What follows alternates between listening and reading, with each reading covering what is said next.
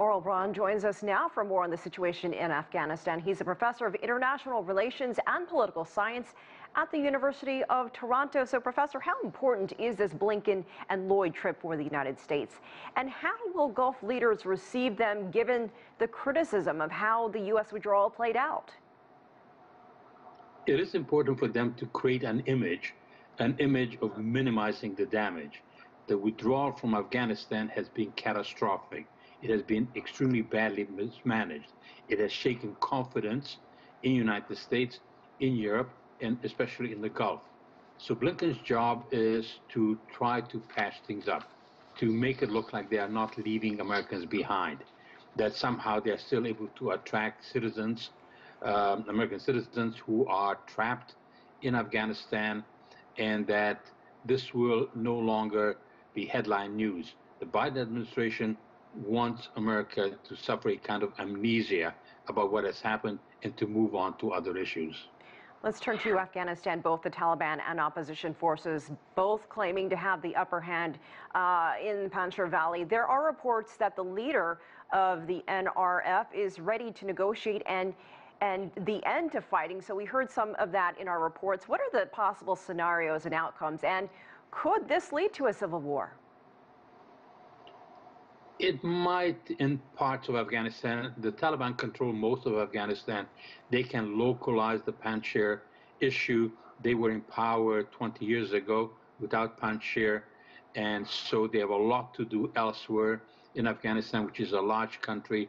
It is about 40 million people, and they will be very busy consolidating power. The Taliban are basically a totalizing movement. They want to control everything they can, and so they will concentrate on the big cities. They already have the countryside. They want to consolidate in Kabul and elsewhere where there have been some protests by women. Those protests have been brutally suppressed. It tells us something about the Taliban, that the charm offensive is extremely thin. There's a kind of veil that has descended over Afghanistan. As time goes by, our ability to get information will become more and more diminished and increasingly unreliable.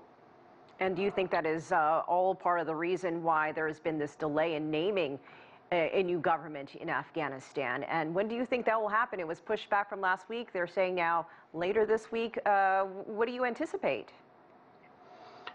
They are moving forward with creating a government already. Obviously, they are in power.